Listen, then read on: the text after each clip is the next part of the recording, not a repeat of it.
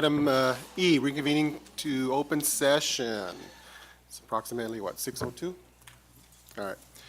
F, announcement of actions taken in closed session, none to report. Moving on to item G. This will be comments from the public. The board will take any and all comments from the public related to an item on the agenda or any other item of district business that is not on the agenda. Any comments? Okay, we've got Ms. Galindo. Go ahead. It's regarding CT. We have one comment, Ms. Galindo. Go ahead. Yes, thank you. Good evening, ladies and gentlemen. My name is Norma Sierra Galindo, and I'm a CTE teacher, and I would like to ask you respectfully to pull item, bear with me, from your action agenda, item number Ellis and Love 10, the adoption of the job description, career and technical education facilitator. The reason I'm asking you kindly to please pull this item for further consideration is that the CTE department had an opportunity to have some input. We did not get to see the final draft, and there were some significant changes made that we were not aware of. I am also concerned, I don't know if Mr. Taylor is here, I've not had an opportunity to speak to him, but there's a little bit of a disconnect between the union and our department. And even though he said he thought that in an email that the differences had been ironed out, we beg to differ. And they are minor, but I think that with the support that we have from you towards the CTE department, I think it would be in line to postpone it and have Ms. Ramirez and Ms. Montaño bring it back to the department so that we can in turn add those changes that were either deleted with our consent, or we can have an opportunity to pose our position on them. I would like to remind you that there are some members in the department that are considering doing this job, but the way that the job description is written, it does not allow us for that. In order for us to maintain our credentials active, we have to be able to teach continuously. And with this job description, the way that it is written, it does not allow us for that. So would you kindly please consider that? I would so appreciate it. Thank you. Thank you, Ms. Galindo. No other comments at this time. We'll move on. Oh, we just one more? Okay. Two more? Oh, that's it. Second one, Samantha Aviña. Hi. Good afternoon, board and district members. I'm Samantha Viña, and I'm the CHS Class of 2019 president, and I'm here on the behalf of my classmates. As to my understanding, the Calexico High School's Varner gym floor is scheduled to be repaired at the beginning of December due to water damage. That's what I've heard. I'm here today asking for the consideration of maybe moving the date to an earlier or later time, because we're afraid that the renovations will go past its scheduled time to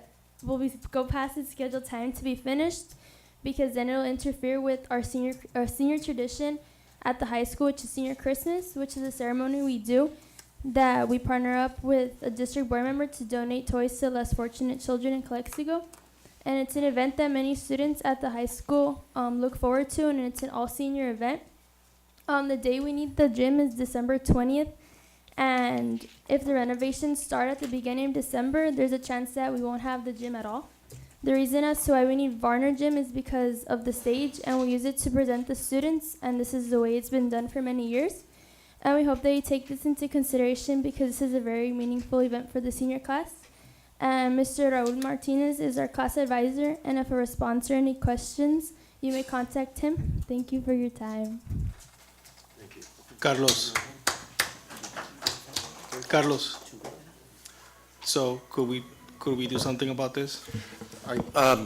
Absolutely, and when we get to that particular item, there is an agenda item, we can discuss it. Okay. All right, thank you. No other comments this time? Okay, let's continue on with item H. This would be our presentations. We'll begin with H1. This would be attendance, the highest attendance for month 1 of this school year, and that would be recognizing Blanche Charles Elementary School with 97.97% attendance. So can we have a show of our Blanche Charles staff here in the house? And if we can have Ms. Hurtado and some of her staff please come up and receive the recognition and the award?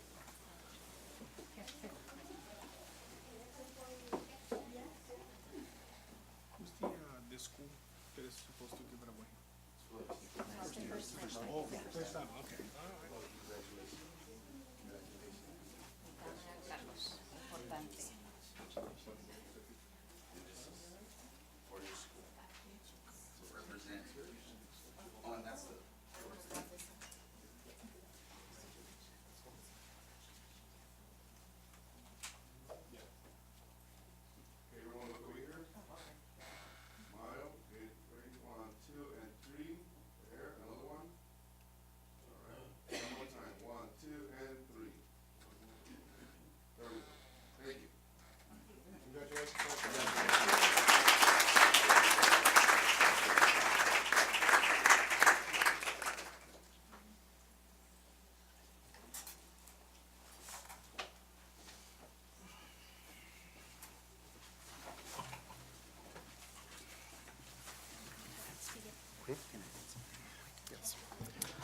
So congratulations again to Blanche Charles Elementary School. Now, next month, we'll also have our highest attendance for month 2. And so I know one of the greatest competition between the different sites is to hold that award. So we'll see about Blanche Charles in month 2. But as you're moving forward, good luck, and we'll see. Well, hopefully you know, we'll see. But thank you very much. Thank you.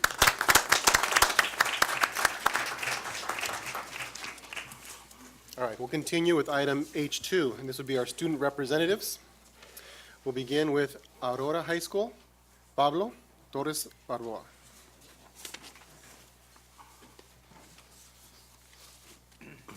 Thank you. Good evening, Superintendent, members of the board, staff, and members of the audience. My name is Pablo Torres Borboa, and I'm representing Aurora High School in this meeting. The month of October at Aurora has been all about showing our school spirit.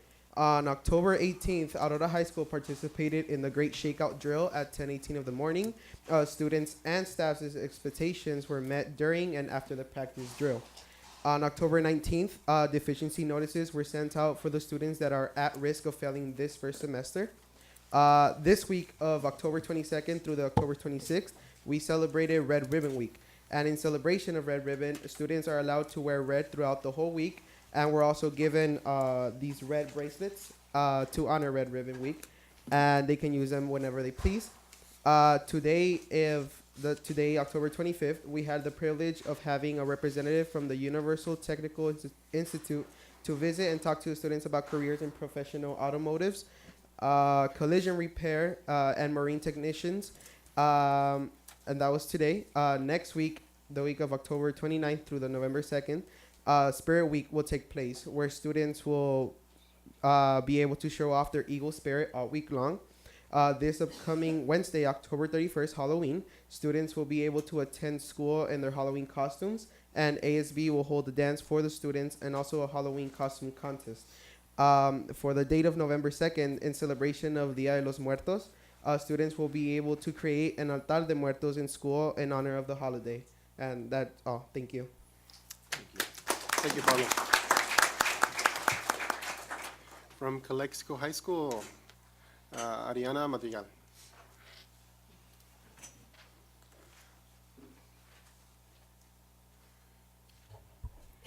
Good afternoon. Is this on? Yeah. Good afternoon, district board members and community. My name is Ariana Madrigal. I am the Calexico High School representative.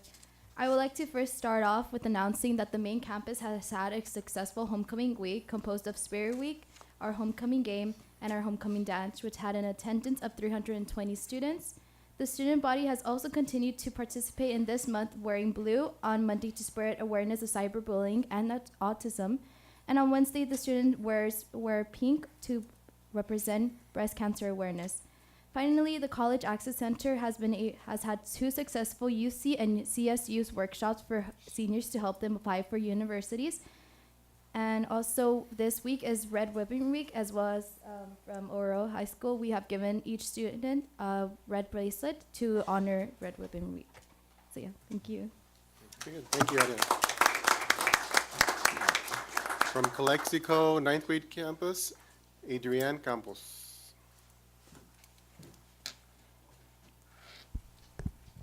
Good afternoon. Hi, my name is Adrian Campos. I am Calexico High School's 9th grade campus ASB president. Throughout the year from the beginning, ASB has been selling PE uniforms and spirit shirts at the student store during lunch. Also, last week for October, we had Spirit Week, and we had lots of participants. And with every period too, every day we had a class that won with the most participation. And the class of 2022, as well as last week on Wednesday, performed in their first live homecoming skits. And there was also, at the homecoming dance on Saturday, there was a great turnout for the number of freshmen that attended. And currently, ASB is preparing their freshman fall sport pep rally, which will be held next Thursday during lunch in the gym. And on October 31st, during lunch, ASB will be hosting a costume contest for all of the students in honor of Red Ribbon Week. And every Monday throughout the month of October, we have been wearing blue to support against cyberbullying and to support autism. And every Wednesday, we have been wearing pink to spread awareness over breast cancer awareness. Yeah. Okay, thank you. Thank you, Adrienne. From Enrique Camarena, Ian Flores.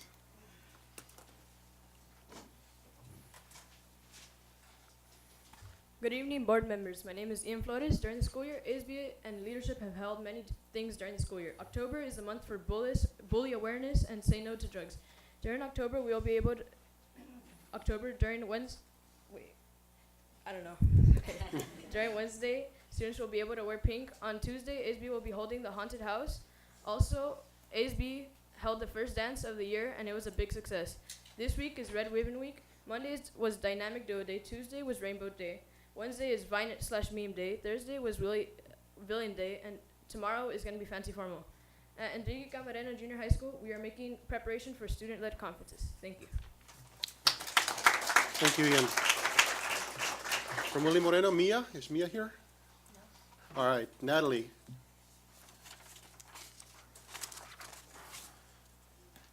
Natalie Travascus. Good evening. My name is Natalie Travascus. I'm representing the William Moreno Aztecs. I would like to inform you of all the events that are happening at the home of the Aztecs. First of all, we had several events happen during September. We had a welcome rally with students getting introduced to teachers and administration. 7th and 8th grade boys and girls competed against each other by trying to make as many baskets as they could in 2 minutes. Then we had a spirit competition where we found out which class had more school spirit. We also had a back-to-school dance, and we celebrated Success Week by dressing up different ways during the week. In October, we have several events.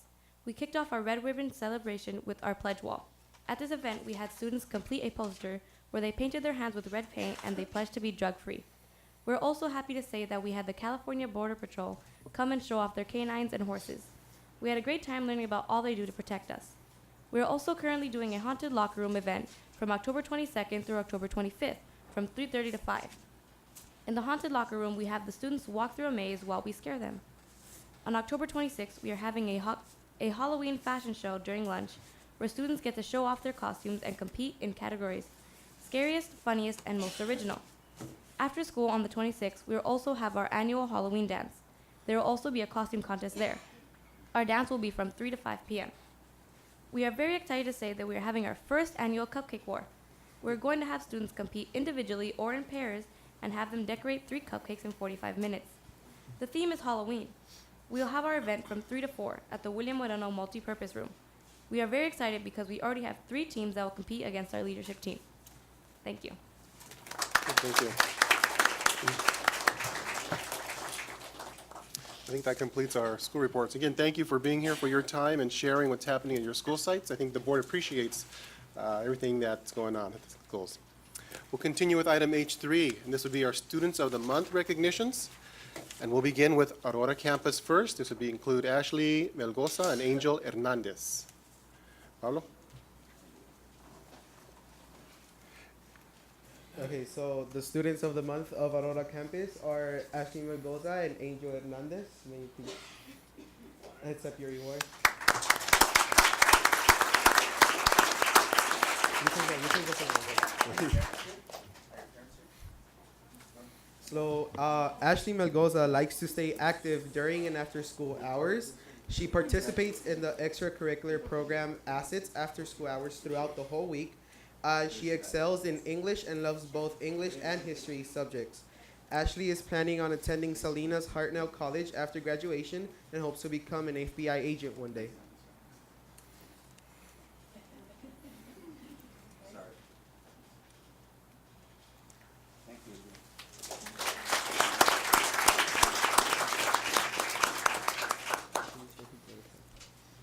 So, Angel Hernandez, I'm afraid he's not here today. So Angel Hernandez is a senior at Aurora High School. He was awarded the Student of the Month for his English class by Mrs. Moncada. Angel plans to attend Imperial Valley College after high school to study criminal justice and become a Border Patrol agent.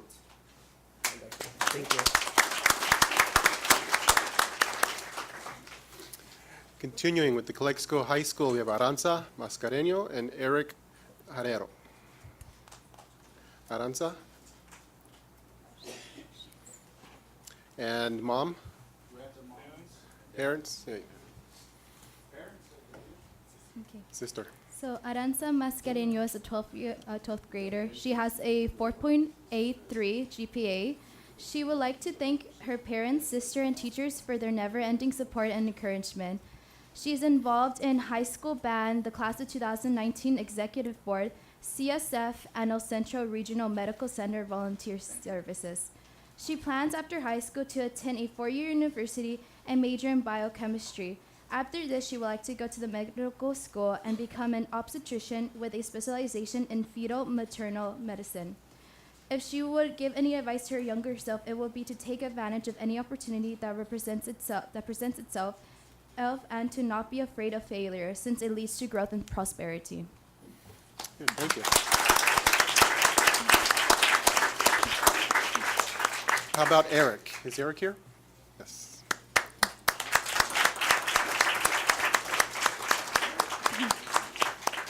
So Eric Cordero is also a 12th grade student. He has a 4.37 GPA. He would like to thank his parents, sister, and friends for helping him during rough times. He would also like to thank Samantha for being his best friend and for always being there for him. He's involved in math club, CSF, first robotics, MESA, and tennis. He is also an assistant coach for a basketball team. After high school, he plans to attend MIT with a full ride scholarship and plans on majoring in aerospace engineering with a minor in business administration. For advice for his younger self, he would like to tell him to never give up. There will be times where he would have to stay up all night to finish homework or complete a task, but at the end, it would all pay off. Okay, thank you.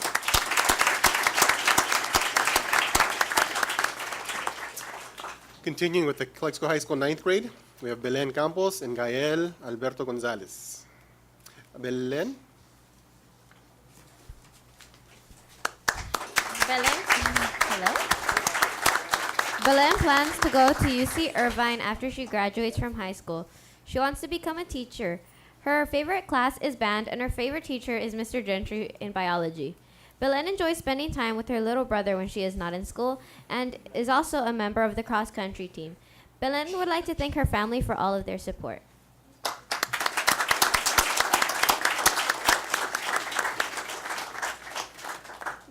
Gael? Now we have Gael Alberto. Gael would like to go to UCSD after he graduates high school. His favorite class this year is Honors English, and his favorite teacher is Miss Arellano for Spanish 4. Gael likes to go to soccer practice in Imperial and play in San Diego when he's not in school. Gael would like to thank his parents and grandparents for all of their support.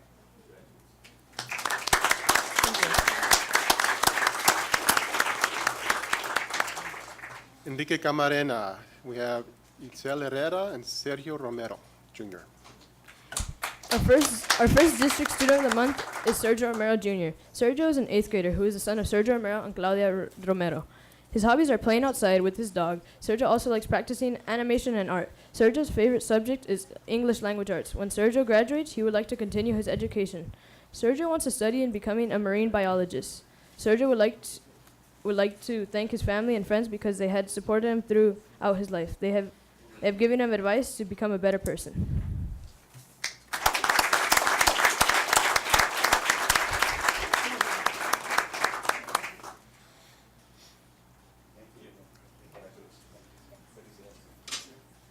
Sel? Do we do here?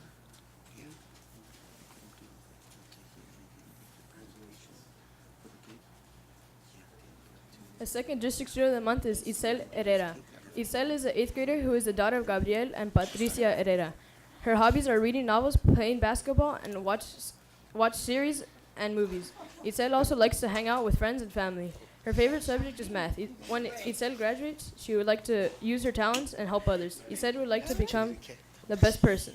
Isel would like to thank her family and her friends, as well as everybody around her, because they inspire her to become her very best. And because they support her, she says without them, she would not be the same person she is today. Thank you.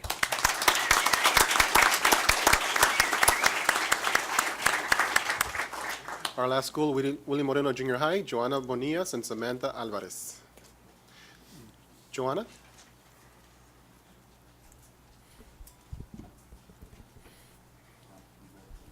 Our 7th grade district student of the month is avid Excel scholar Joanna Bonillas. Joanna is the daughter of Lorena Ramos. She has 3 siblings, all CUSD students. Her older brother Nathan, her twin sister Giovanna, and little sister Genesis. Joanna's favorite class is science with Mr. Lopez. Some of her other favorite things are pizza, the color pink, pop music, and Jeeps.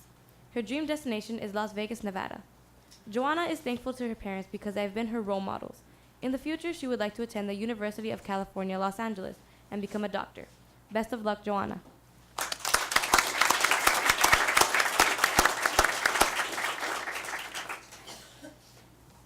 Samantha? William Moreno's district student of the month is 8th grade honors student Samantha Alvarez. Samantha is the daughter of Maribel Moreno and Juan Munoz. She has one older sister, Destiny Cota, who attends Imperial Valley College. Samantha's favorite class is literature because she loves to read. She also likes pizza, the color garnet, all types of music, and classic convertibles. Someday she would love to travel the world, especially France, England, and Italy. Samantha's short-term goal is to get straight A's every quarter because it makes her happy and proud of herself. In the future, she hopes to attend the University of California at San Diego and work as a translator. Samantha also wishes to grow a few inches and have a great career. You can do it, Samantha.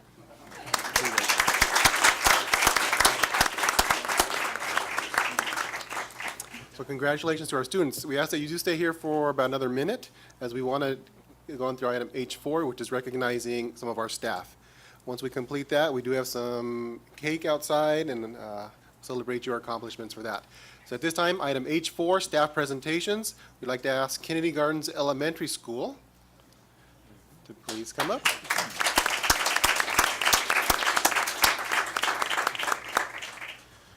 Good evening, members of the board, Superintendent Gonzalez, and everyone present.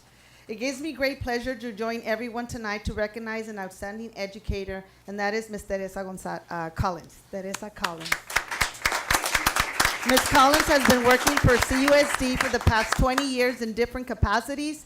She has been a kinder teacher, a first grade teacher, a third grade teacher, a fourth grade teacher. She spent 12 years in the classroom polishing her skills as a teacher, learning and applying her pedagogical, curricular, and content knowledge. She became an instructional leader at our school and stepped into the academic support teacher role. She is now on her 8th year as an AST. Ms. Collins also serves as my admin designee, and she does an excellent job at overseeing the safety of our students as well as providing support to all our staff. We all have our why we do what we do, and I like to share her thoughts. This is Mrs. Collins' thoughts. I have always considered myself blessed because I love what I do. I found my calling in life. I strongly believe that as a teacher, I make a difference in the lives of those we touch. Ms. Collins, it's your professionalism and ability to establish positive relationships with students, parents, and staff that make you a trailblazer at Kennedy Gardens. I appreciate your love for teaching and leading, and it's always a pleasure working with you.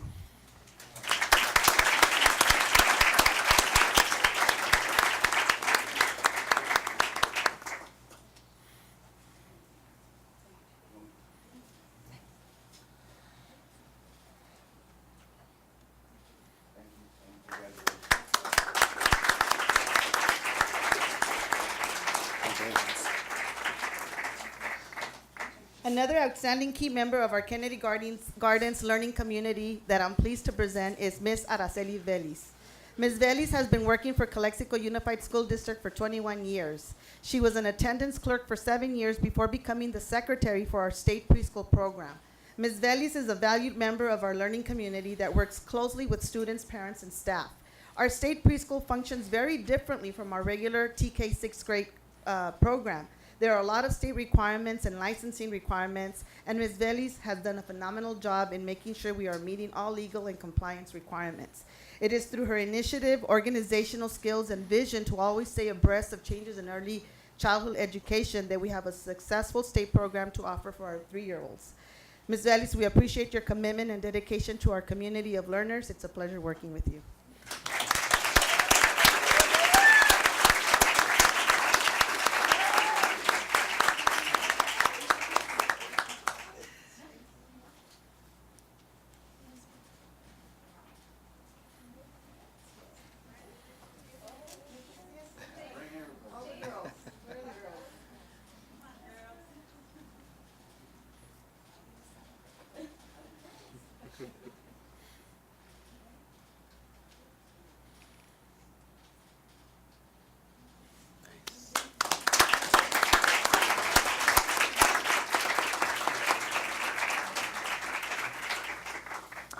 Once again, congratulations, students, parents, and our own staff for your recognitions this month.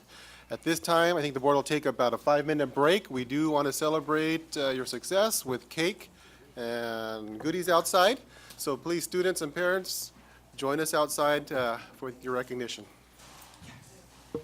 Thank you very much, folks. Let's go ahead and reconvene and continue with our meeting tonight.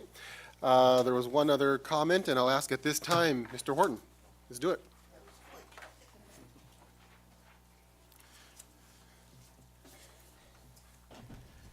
School trustees, audience, and the reason I'm here, my name is Ben Horton, P.O. Box 2136, Calexico, California.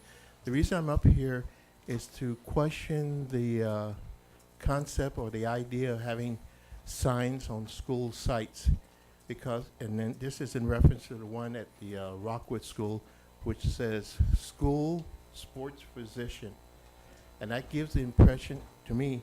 It gives the impression that the school district is somewhat sanctioning that particular activity. Now, I took the liberty to look at the point about a nonprofit. Now, there's different types of nonprofits that can do certain things and certain things they can't do. I took the liberty before I came to the meeting today to check with the Heffernan, because apparently they asked for a grant, seeing that they were a this is the wellness, that they were a nonprofit, but there were some questions about their paperwork, and you can probably check with Thomas from the executive director of the Heffernan district, and maybe get some clarification on that. But I am questioning the idea in general about having signs and banners on school sites. Thank you. Thank you, Mr. Horton. The other one, Mr.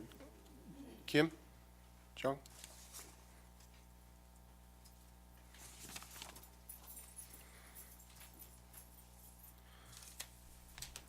Good evening, ladies and gentlemen, and board members. Okay, my name is John Kim. I think they know me. Reason I'm here today, I believe the new administration will work better than what they used to. And also, I found it through my friends. And Calexico Unified School District has some kind of students who could not have their credit. They give it credit. What's called the credit. What's called what program they have? They have a program to go to the next level of the class and still they can have to make up the credit what they're missing from the last year. But I think it's not enough we have compared than other school districts. And other school districts, they go to the next level, when they have a short for the credit, same time they have to accomplish the makeover for the whatever left over the last year. And I believe we don't have a system. I believe system has it to momentarily, to case by case, they decided.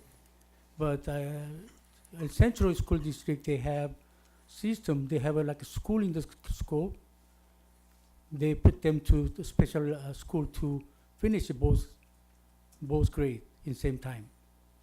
I really like to see our school district working for our students.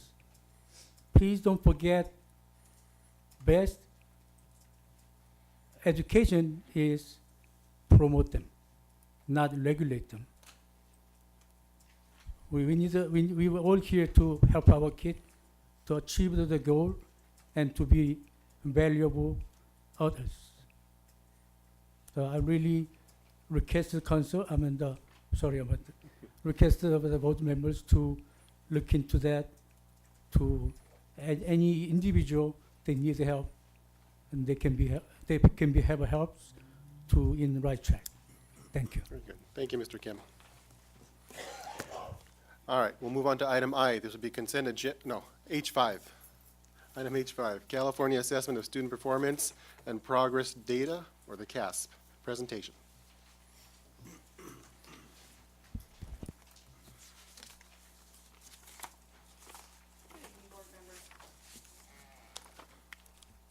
Good evening. Testing. It's on. So tonight we have a presentation on our SBAC scores, which is our testing our statewide testing that we do every year.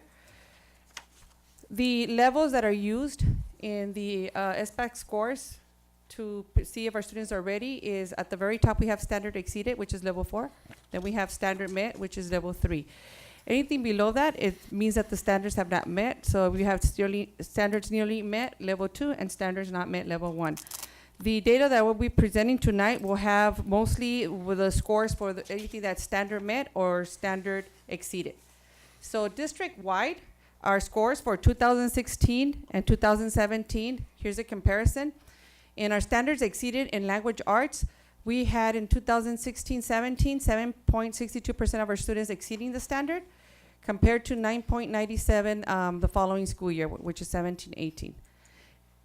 Standard met, we went from 20.18 to 20.00. So standard met, we kind of stayed the same, but if you look at the overall picture, there was actually growth. Between these two, standard met and exceeded, we have about 27.6, versus the following year, we had an increase and we all had almost 30%. For mathematics district-wide, standard exceeded in 2016 was 5.9%. The following year, 17-18, we have 6.91, almost 7%. And standard met, we increased from 13.3% to 15.0%. So overall, if you add these two, we have about 18.5% versus the last year. The increase is now up to 15, 24, 26, 25 almost. Our subgroups, I broke it down just to show you a little bit of how our subgroups work. So our economic disadvantaged students are very comparable to our whole group or district-wide, and our migrant too, they're very close. The concern that we have is with our English learners. If we saw earlier, our ELA exceeded for district-wide was around 6%. And if you notice here, theirs is very low. Standard met also, they only had 0.7% compared to the rest of the groups. And then for our students with disability, these are students that are struggling the most. Their percentages are even less than 1% in ELA. And then in math, they're a little bit above 5%. And then in the standards met, 0% and then 3%.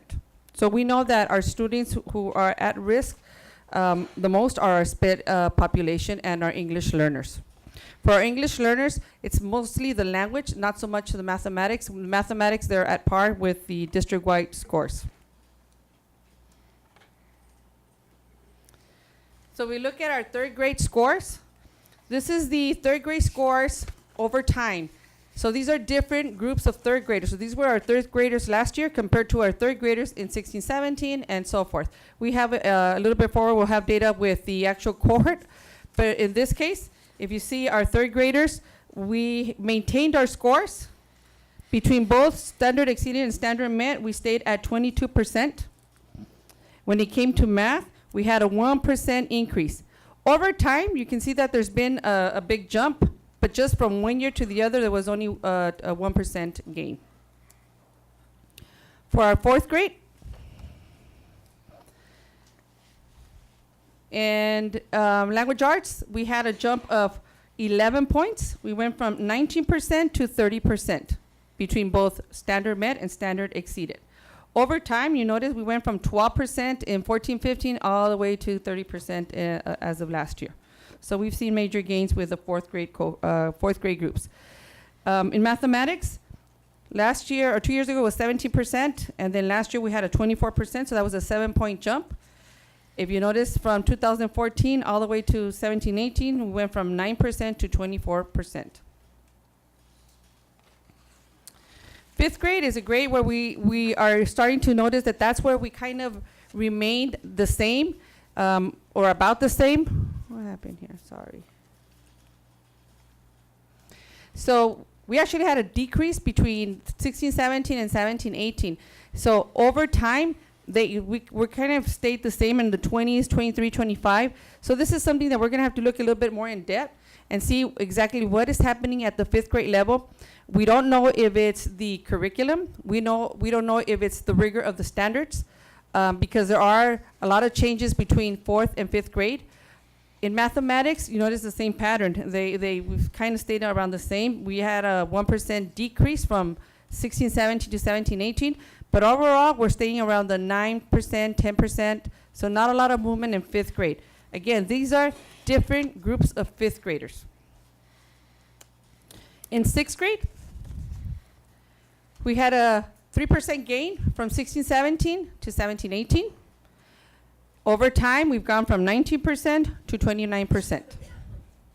In mathematics, we went from 13% to 18%, so that was a 5% gain. And over time, we went from 10% to 18%. For seventh grade,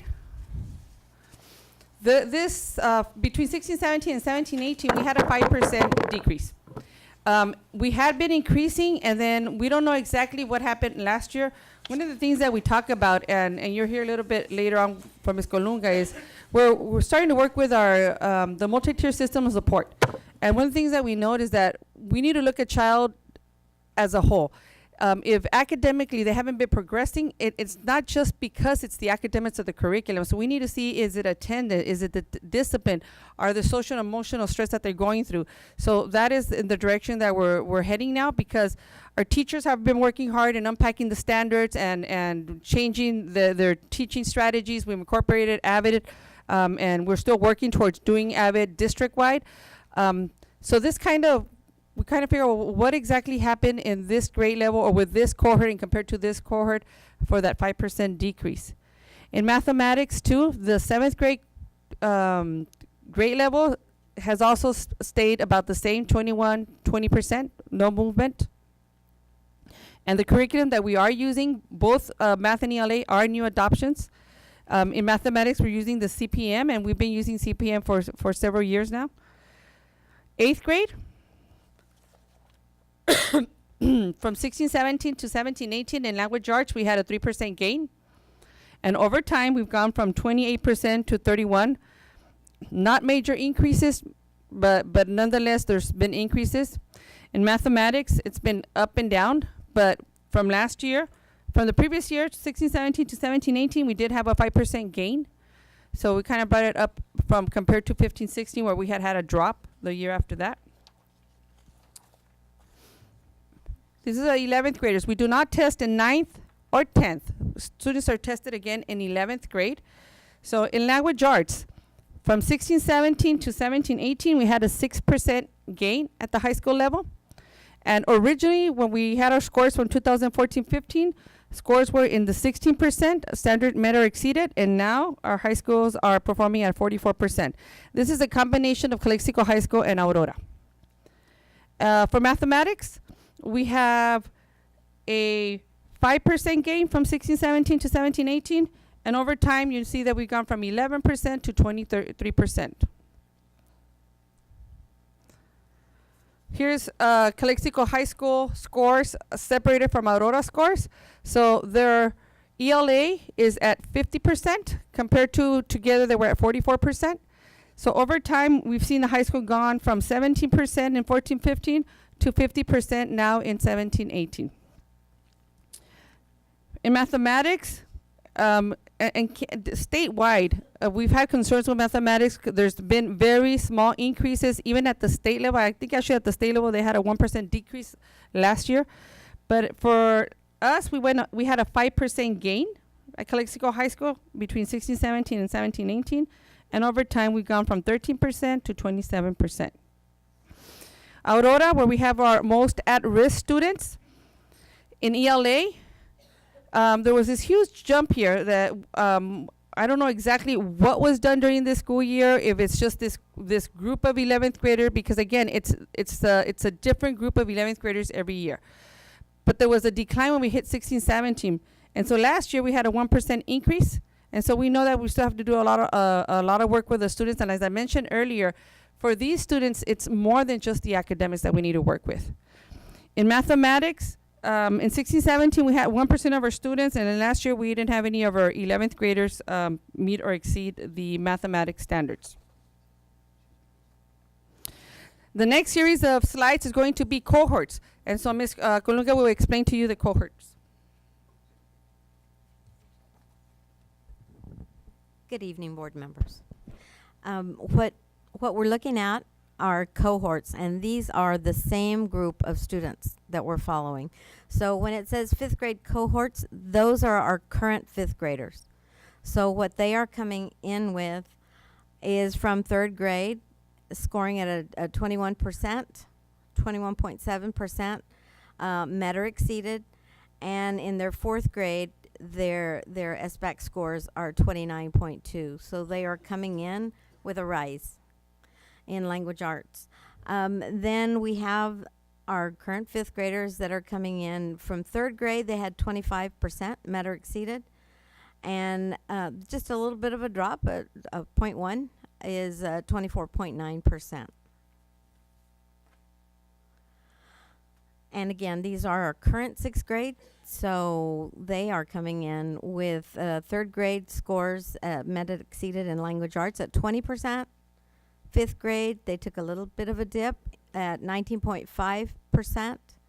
And then with their 5th grade SBAC scores, they're rising again at 21%. In math, we noticed, okay, so in 3rd grade, they had 20%.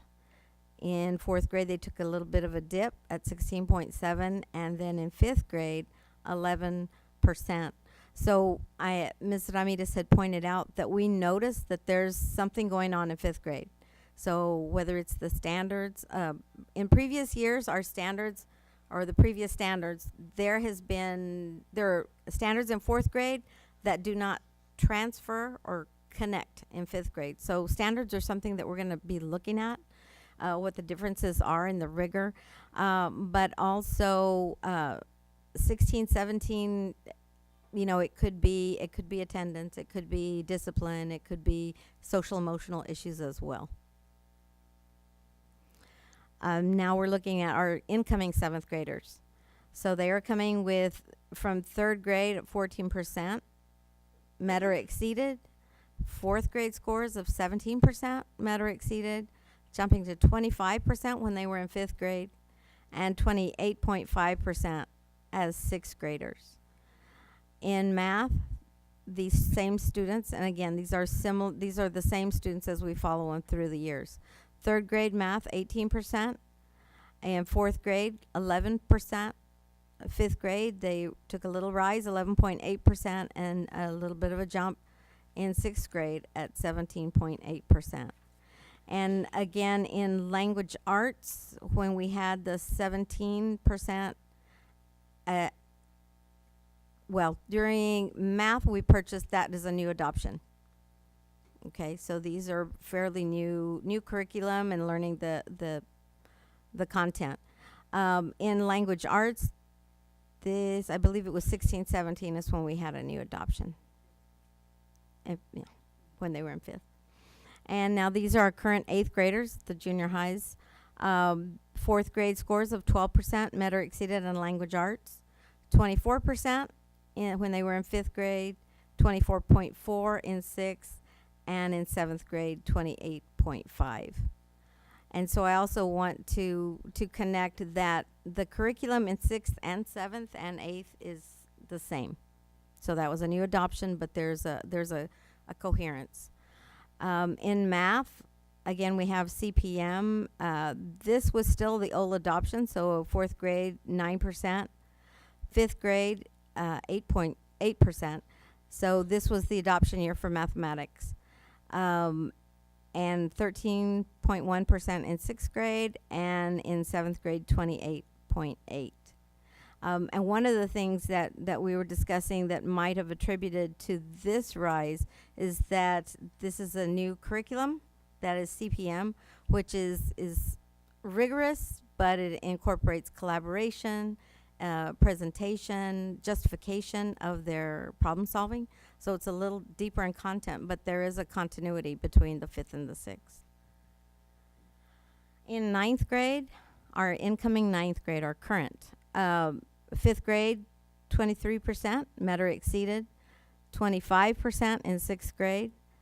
In 7th grade, 32.7%, and then in 8th grade, 30.7%. So there's a little bit of a decrease here that, again, we need to look at what it could be: standards, curriculum, discipline, attendance, and social emotional anxiety or stress.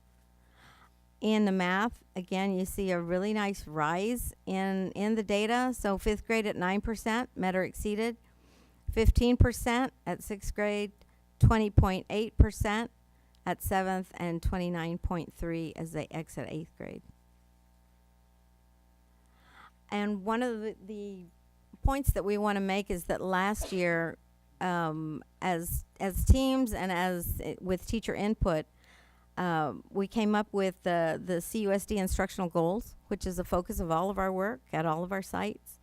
And through surveys, the teachers came up with these 3 critical pieces that they felt were very important: critical thinking and problem solving, ability to apply knowledge across disciplines, and to have a growth mindset. And so one of the, as Ms. Ramirez had shared, the teachers are trying new strategies. They're working really hard.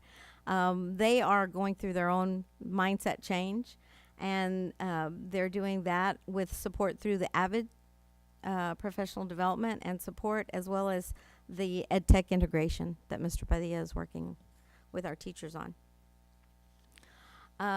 So what our plans are to support our teachers this year: one of the things that all the sites had requested was more time for them to pull out teachers, to work with the teachers, to have demonstrations. So you will notice that we start our table here with the 2 district-wide professional developments, which we have annually. But we are really integrating technology, focusing on the growth mindset, and various strategies to help our students, looking at LPAC, our special educators, classroom management, reading and writing across the curriculum. In June, we will have Innovative Mindset, leading the culture of creativity. So this is learning across all content areas where teachers will have some planning time as teams.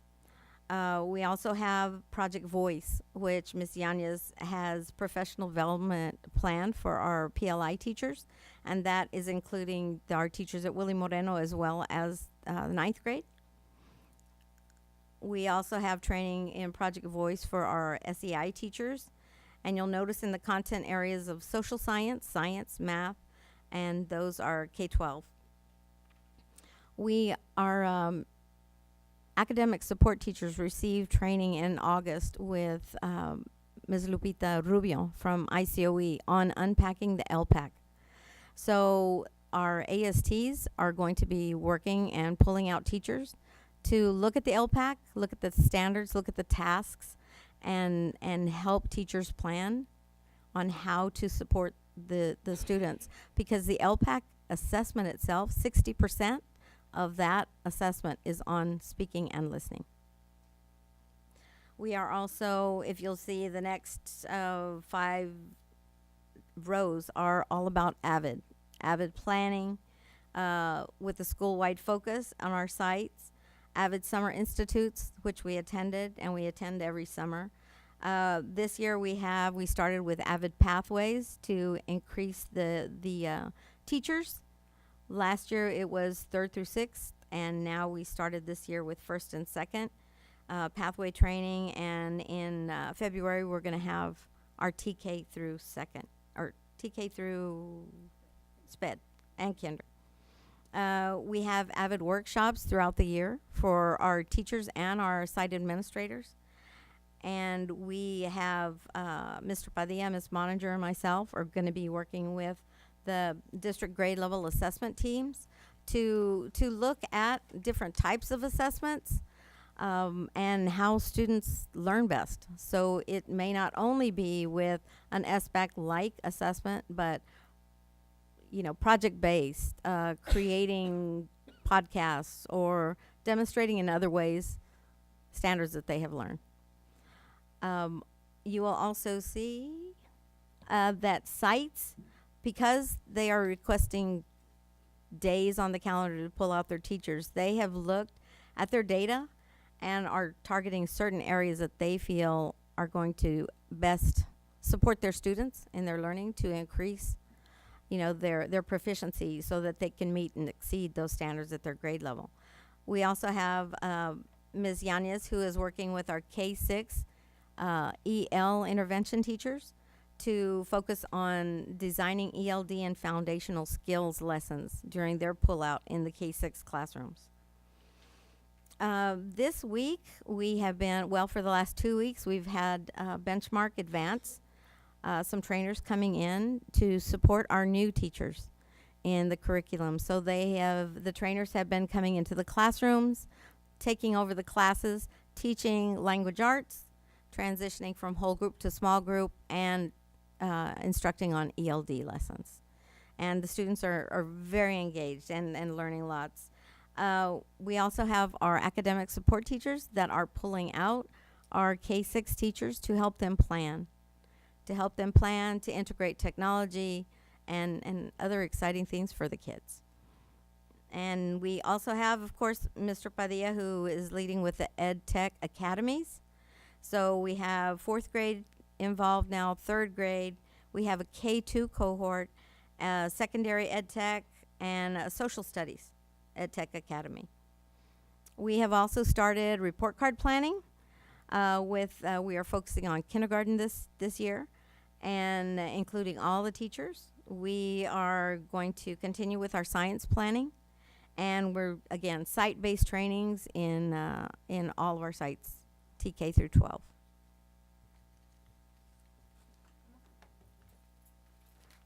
Oh, I didn't talk. It's okay, I can do okay. And so finally, we have the multi-tier system of support. We're partnering with ICOE through a grant on establishing our multi-tier system of support framework at Calexico Unified School District. And what you see here, it's exactly what is MTSS. And so what MTSS does, it helps us, the LEAs, develop a framework for teaching. So it's not a program, but instead it's a framework.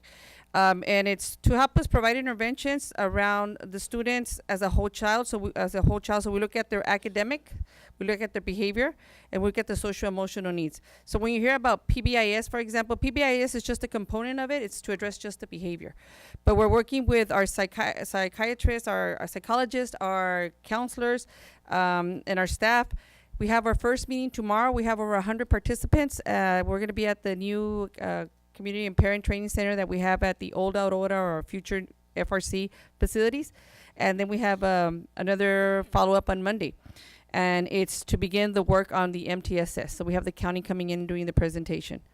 And so with that, I'm pretty sure that throughout the year we might find other trainings that we feel would support our teachers in terms of providing instruction and supporting our students in the classroom. Very good, thank you. Any comments from the board? Yeah, I do have a couple of questions. Ms. Ramirez, obviously today we saw that our scores are like a roller coaster. They go up one year and then just drop the next year. And I know you presented a plan for us. And when is this plan going to start? Because obviously, like, Aurora needs support now. If you see Aurora's scores, they're We've 1%. started since last year. Actually, for Aurora, we met with the principal and the math teacher last year, towards the end of the year. And one of the things that we're doing to support the teacher is we're piloting the Acellus program, which is Acellus is like a cyber high program. But through Acellus, the students can also get credit recovery. And that platform is different than cyber high because cyber high is more it's just reading and a lot of words, versus Acellus has actually videos and projects embedded in the program. And so she's piloting that. The other thing that we did is she worked over the summer in breaking down the CPM curriculum, because CPM curriculum is very rigorous. And so what we told her is lay it out and let's look at the essential standards, because if you're trying to rush through all the lessons, it'll be very difficult for these students. So instead, let's invest in just looking at what we felt was an essential lesson, and actually spend time mastering that concept with the students. So that is some work that we already started in the summer with Aurora. Yeah. And my final question is, do we have companies or agencies that can come and read all this data, all the testing and so forth? Because I mentioned, or I heard Ms. Colinga mention emotional distress, Social-emotional. anxiety, absenteeism, and so forth. Is there any companies that can come and say, look at our data and tell us? Well, that's where what we're we need to doing go? through the MTSS. We're working That's with ICOE, and that is exactly what we're going to do. We're going to look at our own data. So we will be unpacking our data. We're going to look at suspensions, expulsions. We're going to look at referrals, the interventions that we provide. And so we really have to come together as a team. Whereas before, the administrator will be doing a lot of the disciplining and the interventions, but now we're going to have different tiers of interventions for our students, so that the students that are really high risk, they do have an intervention within the day. So for example, during my RTI time right now at the elementary, students are doing, let's say, ELA or math. Well, some of those students might have to go to a counselor or to one of our psychologists to have specific intervention in terms of behavior or social emotional needs. So it's a very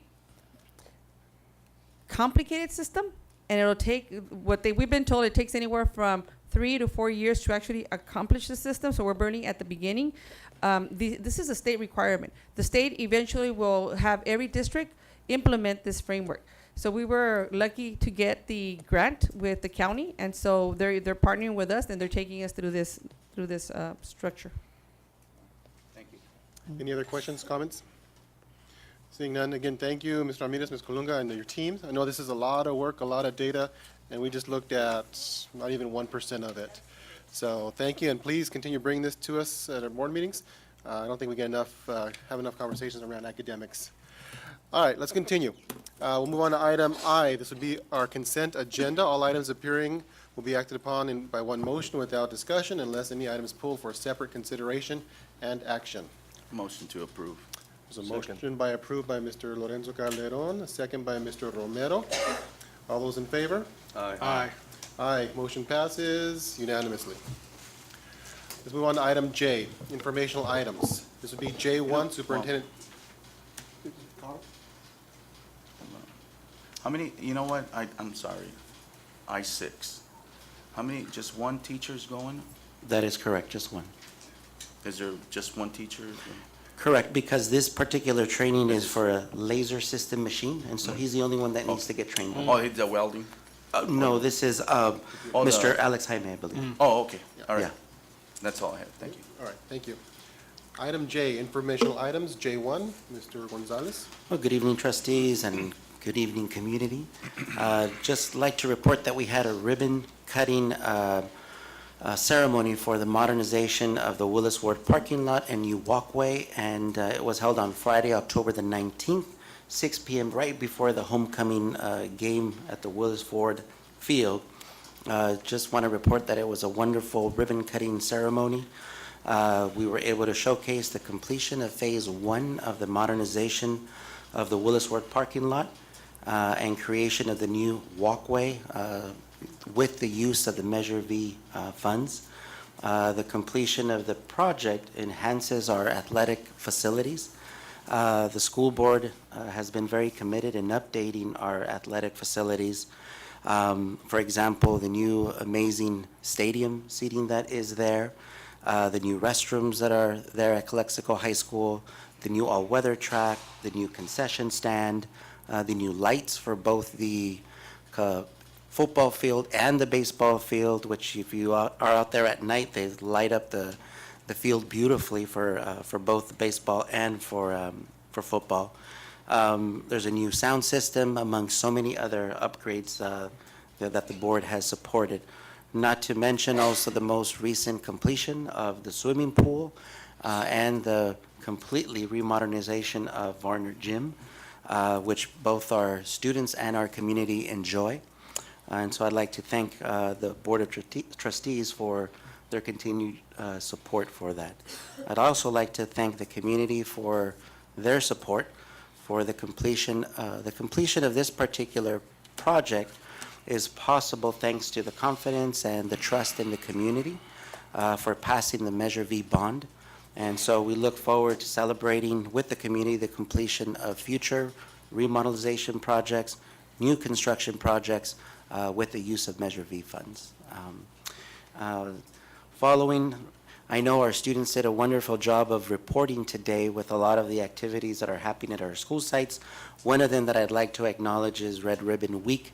It's a wonderful, wonderful activity that is celebrated throughout the week with a number of different activities with the Say No to Drugs campaign. And if many of you know, if you don't, the Red Ribbon, was born here in Calexico. And one of our schools, Enrique Camarena Junior High School, is actually named in honor of fallen DEA agent, Special Agent Enrique Kiki Camarena. And they will be holding a special event tomorrow at 8:30 in the morning for Red Ribbon and specifically for DEA Special Agent Enrique Kiki Camarena. So, and just some upcoming activities. We do have a home football game tomorrow versus Southwest, so we want to wish our Bulldogs the best of luck. The game starts at 7 p.m. We do have a special board meeting scheduled for next Tuesday, the 30th at 5:30 p.m. And then our next regularly scheduled board meeting is for Thursday, November the 8th at 5 p.m. Thank you. Thank you, Mr. Gonzalez. Moving on to item J2, this would be our Measure V update. Anyone? And as far as for Measure V, kind of gave the report already, but we're just very excited that we have completed Phase 1 of the project, and now we will be working on Phase 2, which is the modular buildings at Calexico High School. Thank you. Thank you. J3, association updates. ACT? Seeing none. How about CSEA? None tonight? None. All right, thank you. J4, ROP report. And I'll keep this brief as well. I know the ROP folks are working very hard. I know, just briefly, I know there was the CITG grant. I think they were working on 13 teachers from Calexico participated, by my understanding, more or less, working on future endeavors. So I know that was exciting, and I'll look forward to hearing more about that. And I'll leave it at that for now. Safety Committee.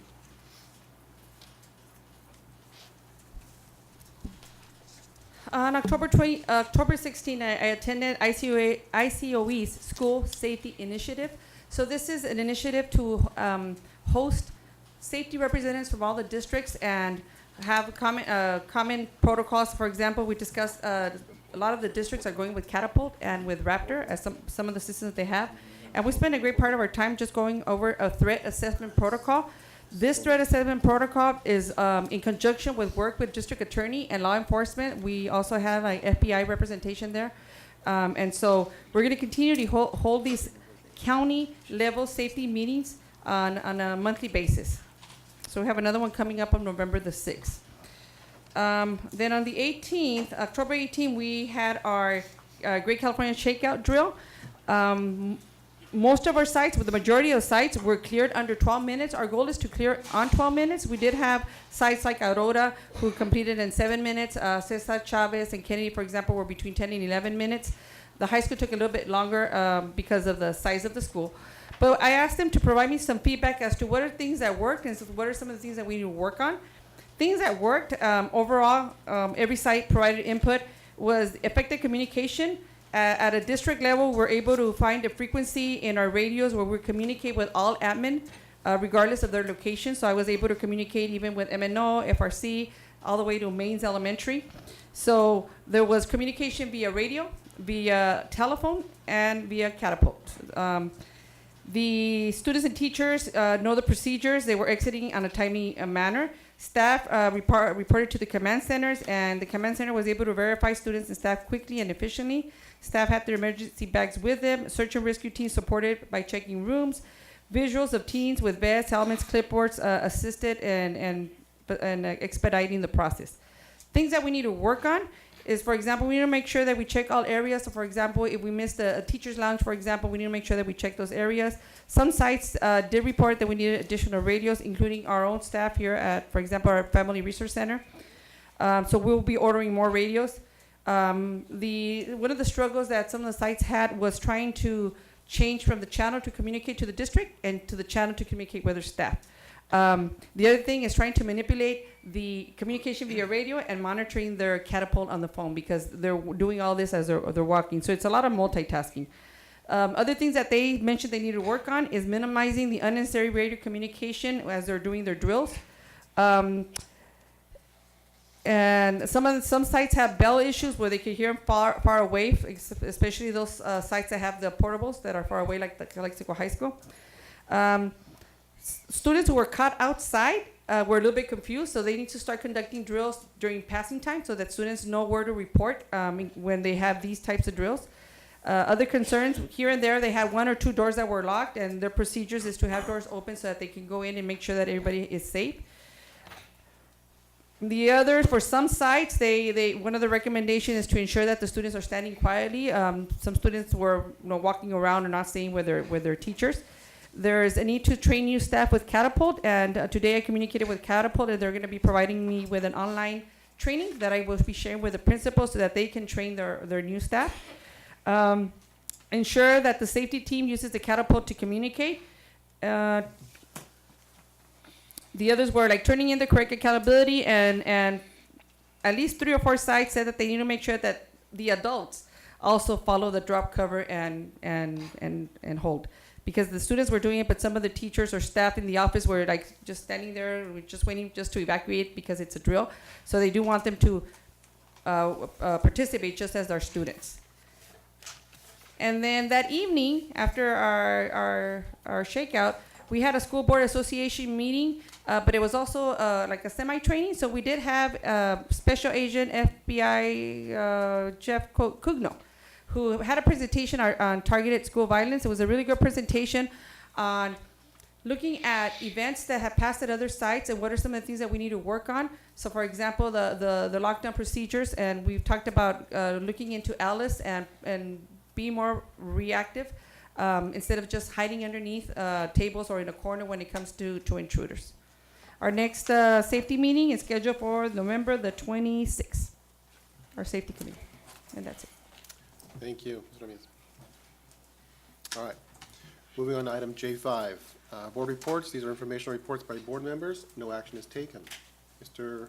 Romero? I want to welcome everybody for joining us, and I want to congratulate the students and the employees that were recognized, especially Blanche Charles with the 97.97% attendance. That's great. I attended the Rotary Club's excuse me, first annual talent show on last Saturday, which Mr. Price and Ms. Amendares are both Rotarians, And I was impressed with the talent that was there from Mexicali and all over Imperial Valley, but mainly the local talent. We had a ninth grader from dual school with a wonderful voice.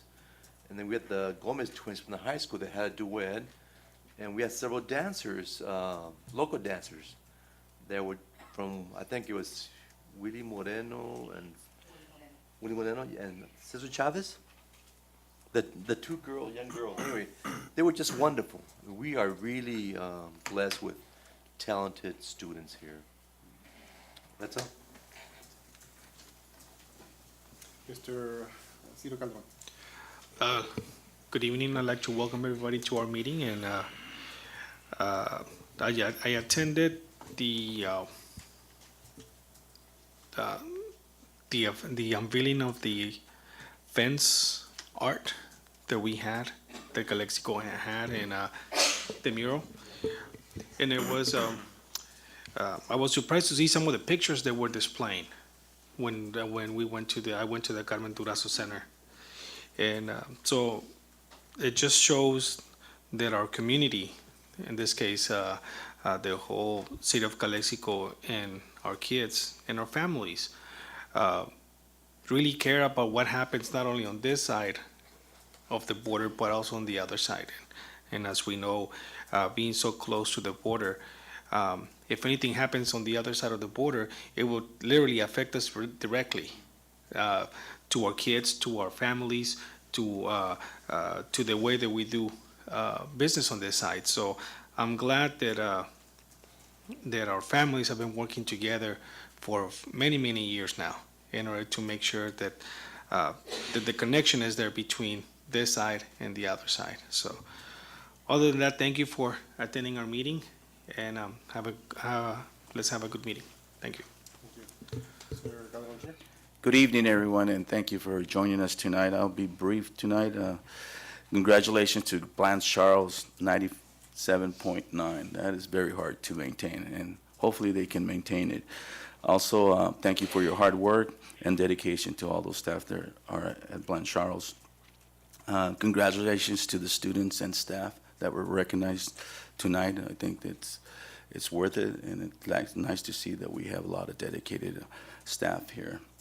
And last but not least, I'd like to thank the parents of these children or these students for actually supporting their kids when they're at home and making sure that they get recognized for their efforts. Thank you. Good. Thank you. And I'd also agree with our board that I think, we've got very hardworking, dedicated staff. Most recently, as we drive around our campuses, we see them working diligently. Kennedy Gardens, I know staff working on cleaning up some of the driveway and relocation there. The homecoming last night, I did attend, or last Friday, I attended as well. Very nice event to see all the students and community there, with all the activities from cheer, banding, band, and others. One note, as Mr. Gonzalez mentioned, the energy or facilities, we've got those new lighting system, which this lighting system, I understand, is only like one of 5 in California, or one of a handful that has this kind of state-of-the-art system, LED. And if you haven't noticed, on the poles, there are lights that actually shoot up to show the ball, so the players can see the ball as they're playing at night. So very state-of-the-art facility, so we're blessed to have that in our community. Again, had a chance to visit Enrique Camarena this afternoon briefly. Talked to Mr. Romero. He shared a little bit what's happening on campus and the activities that are scheduled tomorrow with Enrique Camarena as well. And he did send an invitation to the board for their ceremony tomorrow, and I think BMX activity as well. Right. And that is all for me. So with that said, let's continue with item J6, or K. This would be our discussion, possible action items, and we'll begin with item K1. This would be maintenance and operations, replacement of fleet vehicles proposals. Mr. Vega. Thank you, Board. Good evening, Superintendent Gonzalez, community, colleagues, everyone in attendance. My name is Cesar Vega. I'm your Assistant Super Business. And at the last board meeting, a couple of board meetings ago, you've asked me to present to you some scenarios as to what we can do to replace our maintenance fleet. So I put together 3 options from 3 different vendors, 3 different dealers. I will start, do we have a computer?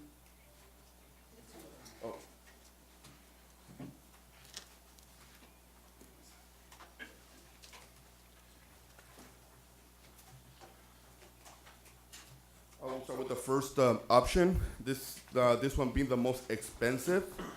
These are for Chevrolet vehicles. These are, again, the vehicles that we use are utility bed trucks and vans that are also commercial vehicles that have some racking system in the inside so that they can, so that we can support the tools and the equipment of all of our maintenance people. So in this particular option, like I said, it's the most expensive. You're looking at a price per vehicle of, if you look at the utility truck with the utility bed, you're looking at about $38,973 per vehicle. If you look at the price for the vans, you're looking at about $31,700. Altogether, if you buy them all at once, you are looking at an expenditure of approximately $767,000. So that's the most expensive option that I have to present to you. And delivery for that, for those vehicles, obviously you have to order them. There's a production that has to happen. Once we get those vehicles to the dealer, they have to go on to another production, which is the installment of the utility bed. So estimated time, 4 to 6 months, and it does require for us to go to bid. Up to number 2, now we're discussing Ford vehicles. Same type of body, same type of utility bed, just different maker. The price, this is the second most expensive option. $35,000 for the utility trucks, $32,000 for the vans. They're all pretty similar in terms of engine and transmission. It's just, like I said, it's just a different manufacturer. When you are looking at the total price, you are looking also in the $700,000 to $18,000 to purchase them all. Again, the delivery is about 6 months, and it also requires a bid. Number 3, it's one that has already kind of been presented to the board, and you're somewhat familiar. This is the least expensive. We are looking at purchasing the vehicles. This is the least expensive through Enterprise Fleet Management. Same type of vehicle, but in this case is the Ford. The price of the vehicle goes down to $32,742 for the trucks, just over $31,000 for the vans. And when you look at the aggregate cost, you're looking at about $680,000 to purchase them all. 6 months, again, is a turnaround time to get the vehicles here in our maintenance yard. And they do offer several piggybackable bid options that we can piggyback so that we don't have to create our own bid. Otherwise, it takes a little bit longer because then we have to go out to bid, advertise, and by the time we get a board approved, so we're looking at about December. So the time to get the vehicles gets a little bit extended, a little bit longer. So that's option 3 in the least expensive or the least expensive option if we are considering purchase. I have prepared a couple of other options that have to do with a municipal lease and also a straight up finance. So the next one is a municipal lease. This is a somewhat of famous, I would say. A lot of school districts and municipalities and government agencies are taking advantage of this type of agreement. And I broke it down the same type of vehicles, again, from Enterprise. It's just that the only thing that is changing in there is the purchasing method or the leasing method. You're looking at a 3-year, 4-year, and 5-year options. And I'm giving you the total price on a monthly basis and as a whole for the year. So for instance, if you're looking at the total price on a 3-year lease for all the vehicles that we need, it's about $182,000. So you multiply that by 3 and it will give you the total cost for the lease. Now, at the bottom, at the chart on the bottom, if you look on the middle where it says purchase price per utility truck, at the end of the 3-year lease, that's what you will pay. You will pay at about $11,591 for the vehicle if you want to purchase it at that point. If we go with the 4-year agreement, the price goes down to $8,000. 5-year, the price goes down to $6,000. So what a lot of districts are doing, and again, it depends on the use and the mileage that you put on these vehicles. What a lot of the districts are doing, they're extending this type of lease program to about 7-8 years. So at the end of the lease agreement, obviously the market price of those vehicles will be a lot less, probably $1 or $2 or $100. But nevertheless, you will still have to have a purchasing option. So that's the municipal lease. Do you have any questions on this? Okay, so I'll move forward to the last option. One question, just on this one. Yes, ma'am. Yes, sir. Sorry. So just on this option as well, so at the end of the term, you could also reinvest the equity of those vehicles back into new program. Right, you can reinvest it. If you want to get new ones, you can reinvest the equity that you have on those under the municipal lease. So yes. You'd always have almost new vehicles under warranty, almost. The warranty remains the same on a utility truck. Right. Normally with Ford and Chevy, you get a 5-year, 60,000 mile warranty on the powertrain. But bumper to bumper, you get a 3-year. That's pretty standard. So if you reinvest in a program again, you're extending that warranty each time? On the Possibly, yes. Possibly. I haven't considered that option if you extend it, but I'm pretty sure that we can work something Okay. out. Everything is negotiable. Thank you. What's the, I like the word that you guys use, be investing. You're continuously paying for this. This is totally ridiculous. I've said before, I'm not in favor of leases. Let me ask you, you got these 3 quotes, Enterprise. Did you go out to bid? No, sir. No. This, So you yes. just got quotes. These are quotes based on market value for these utility vehicles. Yes. I mean, first of all, where's the money coming from? Well, again, that is a good question, Mr. Romero, because this, the money was not budgeted, obviously. Exactly. So was not part of the budget. I mean, so really, we should, let's be realistic. Maybe get 4, 5, but not, 20, what do you guys get? 21, 14 actually 21. utility 21? trucks and 7 vans. Yeah. I mean, what's the impact to the budget? That will be a huge impact to the budget. Again, it was something that was not budgeted, and I wouldn't know the total impact to go through first interim, so I can have a report for you as to what the numbers are looking like by that point. Have the vehicles that we ordered arrived? There was 3 or 4 of them that we had ordered? Jeremy, do you know? yes, they have arrived. They're being used? How many were there? 3 trucks? Or 2 trucks? Oh, okay. And then you got quotes from these San Diego firms. I did went out and consulted with Robinson Ford. They never responded to my calls. Okay, but still, I assume there's other districts, school districts, that we could piggyback off their bids. Their bids, right? Yes, we Why, can find a why are piggyback you, bid. why are you focused on enterprise? I'm not focused on enterprise, it's just that there was a question of a municipal lease. So I try to offer you, the municipal, I try to offer you 3 options, through 3 different vendors. But I wanted to also be responsive to your request of the municipal lease program. That's why I put that together. And then I just added the option number 5 for the finance. What's the percentage on a municipal lease? The percentage on a municipal lease? Yeah, the rates. They're in the 2 or 3%. Okay, I know the enterprise, he said it was 3.2 plus whatever the treasury notes are, and that's around 3.5. So you're looking at realistically at 7% interest rate. Right about there. Implied interest rate. Mhm. My recommendation, if you ask me, I don't believe in leases. I do believe that we get better return on our investment when you purchase. Exactly. But again, like I said, this is a discussion item, and what I wanted to do is be responsive to your request and offer you a few options. Okay, what I want to know is what can we afford at this point in time? Okay. I mean, that's what I want to know. Well, considering that it's gonna come out of the general fund, they haven't been. I know that our staff need transportation vehicles, but I mean, like Mr. Romero was saying, why do we have to buy all 21? We're not even budgeted for it, so that Correct. would almost be over $500,000. Right, we don't have to buy all 21. Like I said, I'm giving you based on what the needs of the departments are, what was originally discussed. I'm presenting to you in the worst case scenario, if we have to buy them all, this is what you're looking at. But obviously, you're absolutely right. We can break this into maybe a 3-year buying program, Yes. 4-year, 5-year.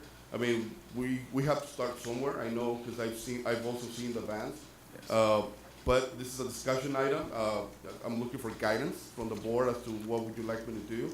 But definitely, you have options. You have the option of if you decide to purchase, we can, put together a 5-year purchasing program or something. Okay, well, I think you should, one, look at look at your financials. What can we afford, okay? I mean, that's my opinion. Well, it's like So I believe, 220,000. yeah, Carolina did that, gave us a report on all that, what our annual budget line item is for transportation, for fuel, for maintenance. Yeah, Belton. but that included also also the buses. It was about not a good picture. 130,000. It was not a good picture. Okay, you're looking at fuel. That's not what I want. Total expenses. What is remaining in the fund balance, and what's the impact going to be to the fund balance? I mean, to our reserves. That's what I want to know, and that will have an implication on a 5-year plan also. I mean, we've been told that on the 3rd year, so we have a structural deficit coming up, that we have problems. Well, can we really afford and buy all these vehicles? You're absolutely correct. Come up with a financial plan. You're absolutely correct. How will it look? You're absolutely correct. Maribel and I were barely diving into, we're looking at the district as a whole, and we're barely diving into the financials. Like I said, I won't have my first major report until first dinner, which is in a month and a half. Okay. So if you would like to wait, I can at that point present to you the ending fund balance, our fiscal solvency, and look for guidance at that point. Yeah, I prefer to wait. You know what? Well, we can wait, but I'm gonna intervene. I'm gonna intervene. I went and walked that M&O yard. I'm gonna tell you right now, Carlos. I'm gonna tell you right now. All it takes is for one person to make a phone call to OSHA, and they're gonna come and shut down half of our vehicles. Is that what we're waiting for? I went. Nobody told me. I went to M&O. When I was in the military, 3/4 of those vehicles will be out of service because of the condition. So this thing about let's have another meeting to have the meeting to prepare for the meeting. You know what? I'm tired of that. It's been about 4 or 5 months. So with all due respect, we need to do something right now. Not right now, but we need to do something by the next board meeting. Because all it takes is one phone call. OSHA comes over here, they're gonna shut down the M&O transportation department because of those vehicles. It is unsafe for some of those people to drive those vehicles. This problem did not evolve overnight. Yeah. It's been neglected. I've been saying it for the last 6 months. That's beyond before 6 months. Yeah. These vehicles are in the 80s. Yes. So we also have to be fiscal responsible for where we're gonna put the district in. I mean, if we go out there and spend money that we don't have, then who's gonna respond for that? So I think both of you are correct. We just need to come up with a plan, give them an idea how many vehicles we wanna replace. Because it's obvious we can't replace all of them, 21. They already have 2 trucks and a van that's coming in. I mean, we can add on to that and then have a 5-year plan and then start replacing them as the years go. You know, we Right, talk you we know. talk about money. Well, but see, we can't give them 21. Oh no. Don't get me wrong. That more than $500,000. I know we cannot afford it. Okay, but you know what? We can't afford right now. One of our maintenance and operations person to have an accident and be in the hospital or even worse. Yes. So And I understand safety comes first. Yes. And I've always said it, the safety's, but we have to come up with a plan to see what we're gonna purchase. I've said it before. Let's do 5 trucks at a time. 5 trucks at a time. I really don't like the 6-month period, but you know that's what it takes. Yes, sir. Unfortunately, these vehicles are not made. You have to order them. I know. Yes, I know. But what I want to see is for us to have a plan as soon as possible. And I'm saying 5 vehicles, like you guys are saying, 5 vehicles at a time. Let's do year by year, and let's start replacing those vehicles. I mean, that's Well, me. I don't think no one's opposed to replacing these vehicles. We just have to have a plan so we can spend the money. And we need to see And the spend it fruit right. bear. Yeah. We can't. Well, let's agree on a number that we'd like to kind of focus on, and then give Mr. Vega direction as to where we're gonna go with this.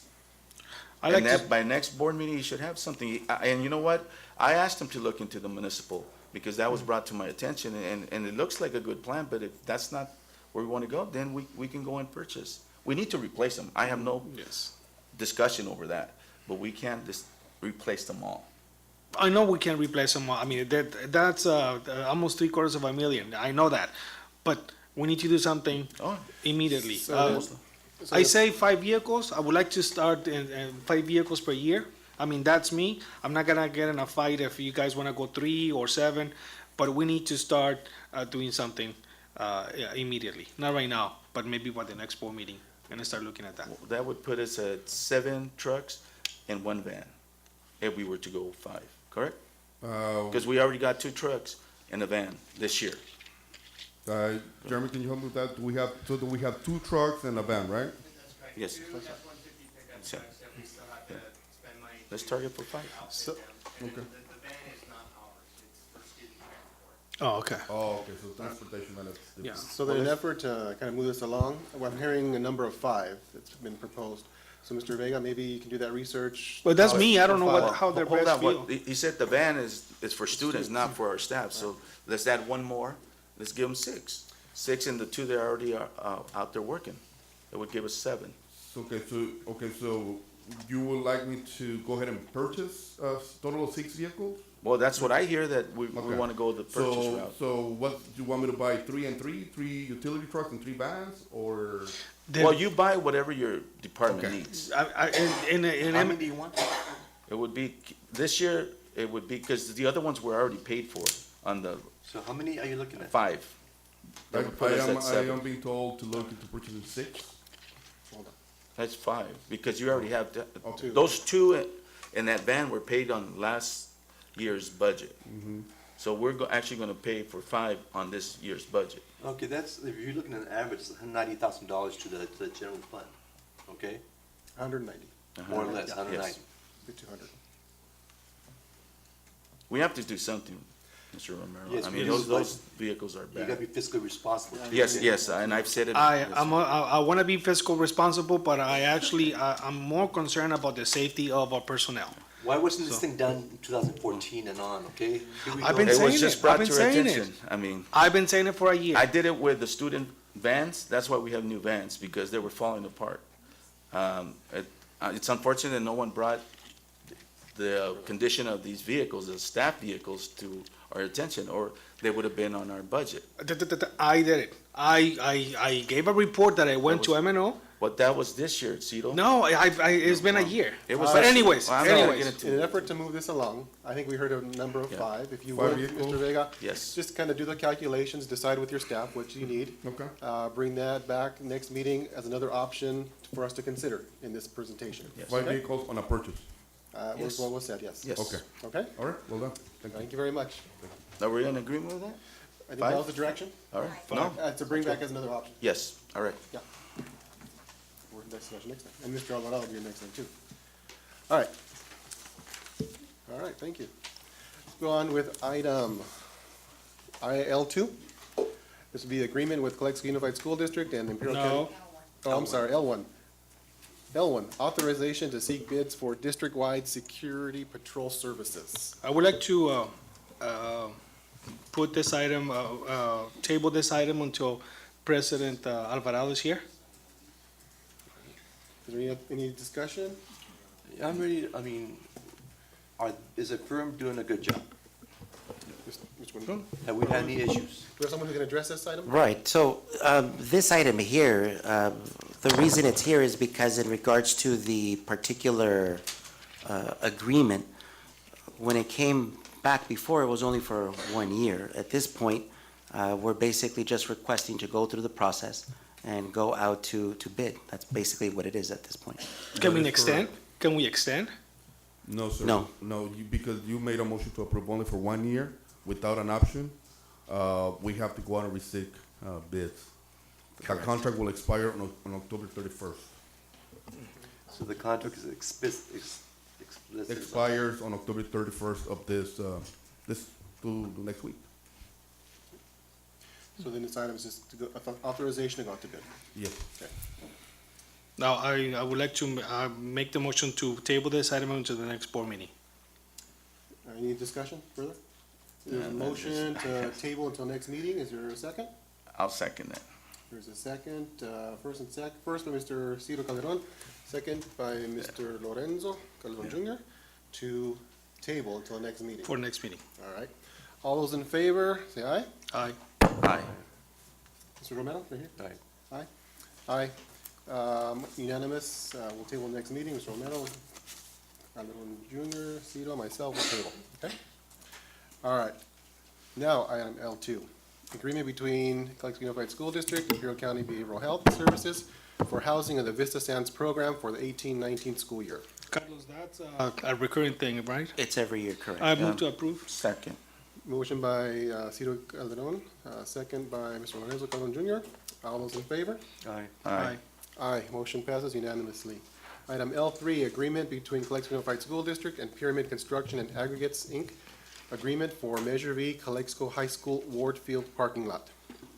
What is this, Carlos? So this is to actually approve the agreement. The board previously gave direction in order to, gave the bid to Pyramid Construction, which they went out and basically did the whole parking lot and everything. The one thing that needed to be brought back that was pointed out by the attorney was the actual agreement. So that's why we're bringing it back to the board. Okay, Any I other mo- comments? No, I motion to approve. Motion by Lorenzo Calderon Jr. Second. Second by Cito Calderon. All those in favor? Aye. Aye. Any opposed? No. Motion passed unanimously, all four of us. Item L4, agreement between Calexico Unified School District and Heber Elementary School District for 1819 CACFP at-risk supper food program service. That's second. There's a motion by Mr. Romero, second by Ciro Calderon Jr. Any other discussion? All those in favor? Aye. Aye. Aye, motion passed unanimously. Item L6, MOU, Memorandum of Understanding between Calexico. L5. L5. Contract between Calexico Unified School District and San Diego State Imperial University Imperial Valley Campus for the rental of Rodney Auditorium and up to 2 classrooms for fall performances. So moved. Second. Motion by Mr. Romero, second by Lorenzo Calderon Jr. All those in favor? Aye. Aye. Aye. Aye, motion passes unanimously. Item L6, Memorandum of Understanding between Calexico Unified School District and Imperial County Behavioral Health Services, Youth and for Alcohol and Drugs Counseling for the 18-19 fiscal year. It's a recurring. Correct. Yeah, I motion to approve. Second. Motion by Lorenzo Calderon Jr., second by Cito Calderon. All those in favor? Aye. Aye. Aye, motion passes unanimously. Item L7, Quarterly Report on the Williams Uniform Complaint, September 30th, 2018. So we're required to bring this to the board, but there are no complaints to report. Motion. Second. Motion by Lorenzo Calderon Jr., second by Cito Calderon. All those in favor? Aye. Aye. Aye, motion passes unanimously. Item L8, adoption of the job description for district advancement via individual determination, So avid moved. academic support Second. teacher. Second. Motion by Mr. Romero, Second. second by Mr. Lorenzo Calderon Jr. All those in favor? Aye. Aye. Aye. Mr. Romero? Yes. Aye. Passes unanimously. Item L9, adoption of job description, elementary English language learner specialist. I move to approve. Motion by Mr. Cito Calderon, second by Lorenzo Calderon Jr. All those in favor? Aye. Aye. Aye. Motion passes unanimously. Item L10, this would be adoption of Yeah. job description, career and technical education facilitator, CTE facilitator. I'd like to pull this, There's a, table it, that's for the next I will meeting. second that motion with discussion. all right. Carlos, maybe as we have talked about, I think it's very important to involve all the stakeholders, right? And I think you've done that before, where asking for input.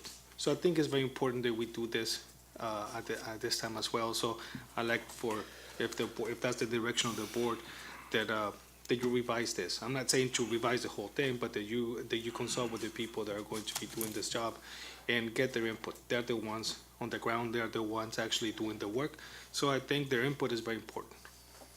So I'm seconding this. Okay, any other discussion? No. All right. There was a motion to table by Mr. Lorenzo Calderon Jr., second by Ciro Calderon. All those in favor? Aye. Aye. Aye. Motion passes unanimously. Item L11, this is a resolution, and Johnson Flooring, Inc., agreement regarding the repair and reinstallation of the damaged Varner Gym floor at Calexico High School. I motion to approve with a comment. I think we have a young lady here that came to us that, I guess she speaks for the rest of the students in her class, that we should accommodate her request as far as making sure that this construction company takes care of this problem when our After the student- fact. After the fact, or whenever so to allow the students to have their facilities or festivities. Yes. That's all. And if I may, we share the same sentiment, so thank you for coming up and talking in front of the board. I know that that's very brave of you, and representing the whole student body. So our goal is to make sure that we have this done, our goal is December 1st, that's why we're bringing it to the board to expedite it, so that way you can use it for the activities that you want for for the ASB, so thank you. Ms. Savina, again, thank you for coming up and letting us know, because we're here for you guys. Okay, thank you. Any other discussion? No. Motion. Motion by Mr. Lorenzo Jr., second by Ciro. This is a resolution. Mr. Romero? Yes. Mr. Ciro Calderon? Yes. Mr. Lorenzo Calderon? Yes. Myself, yes. Resolution passes. Item L12, a resolution regarding disposition of obsolete and unusable instructional materials for K-12 school sites. So moved. Motion by Second. Lorenzo Calderon Jr., second by Ciro Calderon. This is also a resolution. Mr. Romero? Yes. Ciro Calderon? Yes. Lorenzo Calderon? Yes. Myself, yes. Motion passes. Item L13, this is a resolution regarding the disposition of surplus asset, non-asset technology equipment at Calexico High School. So moved. Motion by Mr. Lorenzo Calderon Second. Jr., second by Ciro Calderon. Again, another resolution. Mr. Romero? Yes. Mr. Ciro? Yes. Mr. Lorenzo Calderon Jr.? Yes. Myself, yes. All right, motion passes. Item L14, certificated employment report. Mr. Gonzalez. I'd like to make a recommendation that the board approve the certificated employment report with the following two additions. The first one, the English teacher at Enrique Camarena Junior High School be Erika Hermosillo, and the K-6 principal at Kennedy Gardens Elementary School be Elvia Fuentes. Thank you, Mr. Gonzalez. I move it. Motion by Mr. Romero to approve, Second. second by Mr. Ciro Calderon. Any discussion? All right, all those in favor? Aye. Abstain. Aye. Ms. Janet, 3 approvals, Mr. Lorenzo Calderon Jr. abstaining, okay? L5, classified employment report. Mr. Gonzalez. I'd like to make a recommendation to the board that the classified employment report be approved as submitted. So moved. Motion by Mr. Second. Lorenzo Calderon Jr., second by Ciro Calderon. All those in favor? Aye. Aye. Aye. Aye. Motion passes, all 4, Janet. All right. We're at M. We're not going to reconvene, right? I'll go to item O. Nothing to announce, right? For item O. Oh, no. Letter P. Letter P would be Student Discipline, Education Code 48918. Action upon recommendation of Student Discipline Case Number 181903. Motion to approve. There's a motion by Mr. Lorenzo Calderon Jr., Second. second by Ciro Calderon Jr. No, I'm not junior. I'm No. sorry, I'm sorry. All right. You want to repeat the motion, Mr. Calderon? I move to approve and adopt the findings and recommendations of the administrative hearing panel and student discipline in case number 181908, and second by Ciro Calderon. Very good, thank you. All those in favor? Aye. Aye. Aye. Aye. Motion passes unanimously. Takes us to item Q, adjournment. Motion. Motion. Second. Calderon, second by Calderon. All those in favor? Aye. Aye. Thank you very much. Meeting adjourned.